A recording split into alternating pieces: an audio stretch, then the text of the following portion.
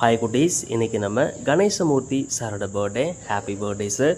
இந்த 2026ஆம் ஆண்டு முழுவதும் சாருக்கு ஒரு சிறப்பான ஆண்டாக அமையணும்னு சாரோட குடும்ப கஷ்டங்கள் நோய்கள் அனைத்தும் நீங்கி நீண்ட உடல் ஆரோக்கியத்தோட சார் அவங்க வாழ்க்கையில் நினைக்கக்கூடிய எல்லா காரியங்களும் இறைவன் அருளால் எப்போதும் வெற்றி பெறணும்னு நம்ம பாவை குழந்தைகள் இல்லத்தின் சார்பாக மனதார ப்ரேயர் மட்டுமல்லாமல் பர்த்டே விஷ் பண்ணிக்கலாமா குட்டீஸ்?